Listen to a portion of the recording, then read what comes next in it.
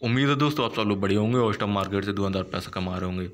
ITC के stock के बारे में बात करेंगे आज कि अगर आप नए स्टॉक खरीदना चाहते हैं तो ये कितना बेहतर है। दूसरा कि अगर आप पहले से हैं तो स्टॉक कितना ऊपर जा सकता है, तो टारगेट और कंपनी के बारे में, इसका फंडामेंटल वगैरह, और दूसरा कि on the basis of price movement stock आगे कहाँ तक जा सकता है, सारी चीज़ें बात करेंगे। सबसे पहले फंडामेंटल से ही शुरू करते हैं। अबाउट में आप जानते होंगे कि सिगरेट बनाने वाली कंपनी है और फिलहाल ये 5 सेगमेंट्स में धंधा करने लगी है। पहला एफएमसीजी सिगरेट, मतलब सिगरेट बनाती है एफएमसीजी में, एफएमसीजी के दूसरे प्रोडक्ट्स भी बनाती है, होटल्स में भी है, पेपर बोट्स भी बनाती है, पेपर एंड पैकेजिंग, और एग्री बिजनेस इसमें भी है। ठीक है ना। इसका आरओसी देखिए 28.6% है, आरओई 21.0% है, काफ़ी ठीक है। फेस वैल्यू ₹1 की है और डिविडेंड यील्ड 4.54% का है। ठीक है ना। ये इसका चार्ट है, इसे नहीं छेड़ते हम। इसका माइनस और प्लस पॉइंट देख लेते हैं। सबसे पहले माइनस पॉइंट की बात करेंगे। The company has delivered a poor sales growth of 4.68% over the past 5 years. तो ये काफ़ी एफएमसीजी के कई सारे स्टॉक्स के साथ, कंपनियों के साथ हुआ क्योंकि कोविड की सिचुएशन थी और दूसरा ऐसे में बहुत सारी चीज़ें नहीं डिलीवर हो पाई खाने पीने की उतनी ज़्यादा बेहतर तरीके से जितने कि नॉर्मल दिनों में होते हैं। सो ये फ्यूचर में ठीक हो जाएगा। भाई कंपनी में जो पॉजिटिव चीज़ है वो है कि कंपनी इज ऑलमोस्ट डेब्ट फ्री, कंपनी के पास कोई कर्जा नहीं है। Stock is providing good dividend yield of 4.54%। Company has been maintaining a healthy dividend payout of 79.34%। So बेहतरीन है डिविडेंड वगैरह देने में। अब ये इसके साथ ही कंपनियां हैं, इनमें BST industries, Godfrey Phillips, golden tobacco, NTC industries, तो इन्हें भी आप देख सकते हैं। अब यहाँ पे क्वार्टरली रिजल्ट्स पे देखते हैं। इसमें सेल्स पे ही बात करेंगे। मार्च 2021 के क्वार्टर की और जून 2021 के क्वार्टर की तुलना करते हैं कि मार्च 2021 में 14,342 करोड़ रुपया इसकी सेल थी, लेकिन जून 2021 में ये घट के 13,247 रुपये ही रह गई। अब सारा कुछ सेल्स पे डिपेंड होता है, प्रॉफिट भी सेल्स से आता है और दूसरी चीज़ें भी सेल्स से ही आती हैं। बाकी नेट प्रॉफिट देख लीजिए कि 3,755 करोड़ रुपये लास्ट क्वार्टर में था, जो कि अभी घट के 3,276 करोड़ रुपये ही रह गया है। ठीक है ना। अब इसका ज़रा रिजर्व और देख लेते हैं कि कंपनी के पास क्या रिजर्व है। देखिए कि इसके पास मार्च 2010 में जो रिजर्व थे 14,076 करोड़ रुपए के थे और अभी बढ़ते बढ़ते मार्च 2021 में 59,116 करोड़ रुपए के हैं। अच्छा, इससे पहले मार्च 2020 और मार्च 2021 की तुलना करें पूरे साल की, तो लास्ट ईयर मार्च 2020 में ये 64,044 करोड़ रुपया था और अभी घट के 59,116 करोड़ रुपया हो गया। तो अब देख सकते हैं सेल्स का इम्पैक्ट किस तरह से पड़ता है। ठीक है ना।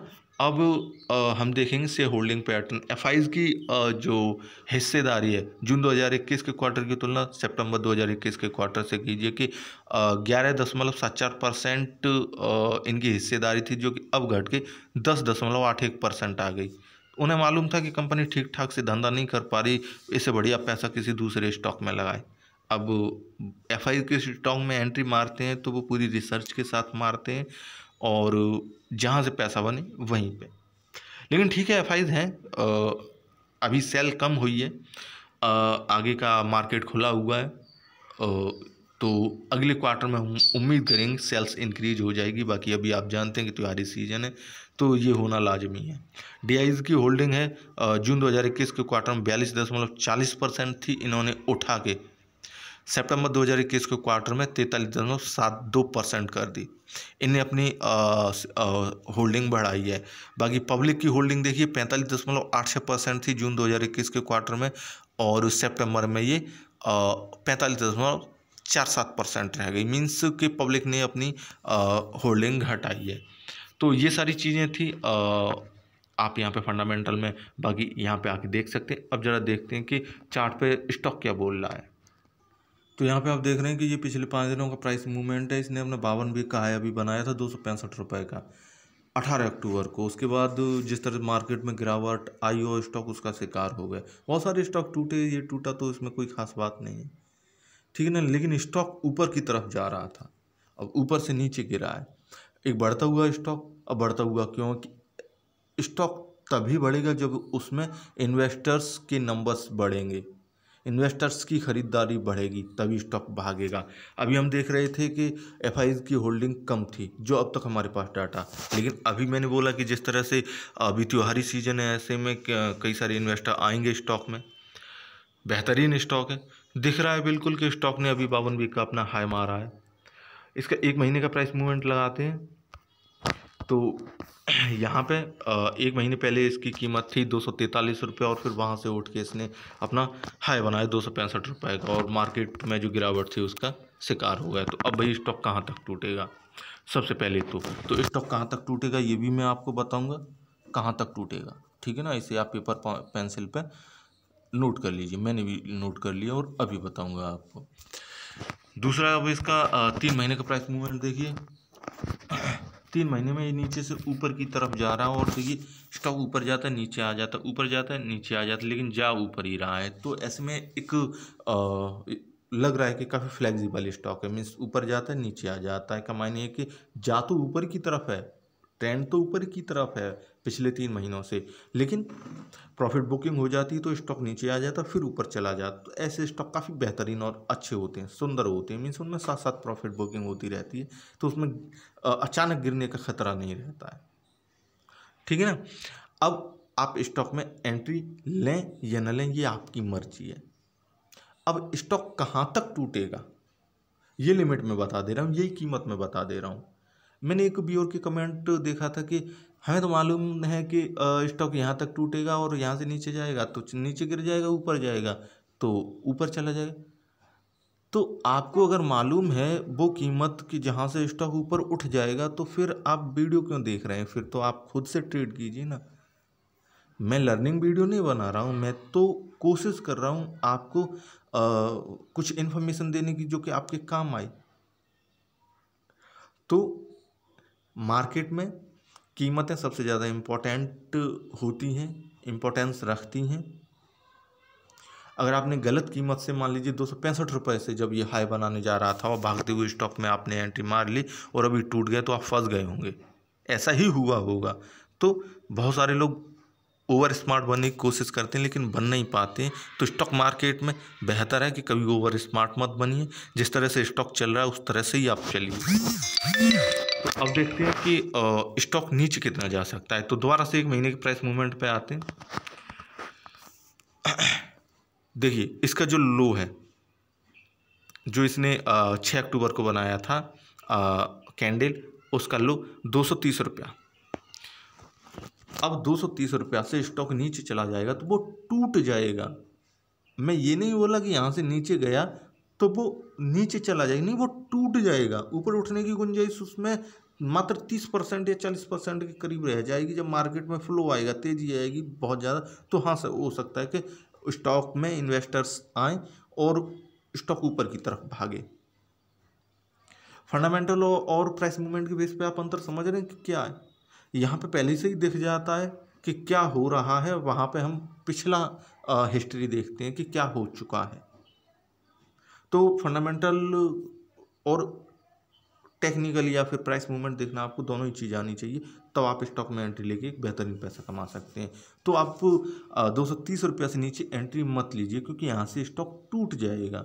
तो ऐसे में जब स्टॉक टूट जाता है, गुंजाइश कम होती है, किसी आप दूसरे स्टॉक में पैसा डाल दीजिए, वो जल्दी से पैसा बना के दे जाएगा।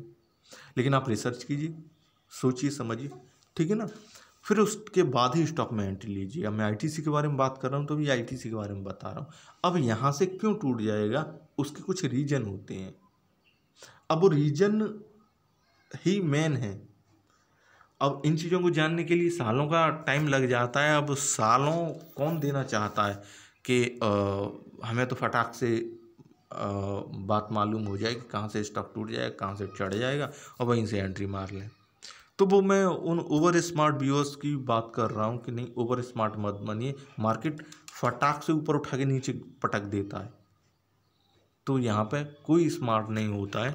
सब अपना अपने प्रोडक्शन के हिसाब से चलते हैं और जिसका प्रेडिक्शन सही हो वही मार्केट में हीरो है। अच्छा, यहाँ से अगर नीचे जाएगा तो आप स्टॉक को मत खरीदिए, यहाँ से अगर ऊपर उठता है, करंट मार्केट प्राइस है, जैसे कि अभी ये अपना 4 अक्टूबर और 5 अक्टूबर की जो कैंडल है उसके ऊपर ट्रेड कर रहा है लगभग, तो कि हो सकता है यहाँ से रिवर्सल मार जाए। लेकिन असल में स्टॉक में जो पॉजिटिविटी आएगी वो 244 रुपये के बाद से ही आएगी, यानी कि स्टॉक 45 से ऊपर हो, आप अगर तसल्ली से खरीदना चाहते हैं या फिर क्वांटिटी तसल्ली से इंक्रीज करना चाहते हैं, मान लीजिए हल्की क्वांटिटी अगले ट्रेडिंग डे पे आप खरीद लीजिए। स्टॉक नीचे जाता है 230 से तो आप निकल के अलग हट जाइए, क्योंकि हमें तो मूवमेंट का प्रॉफिट लेना, कम टाइम में ज़्यादा पैसा, अटके नहीं रहना है।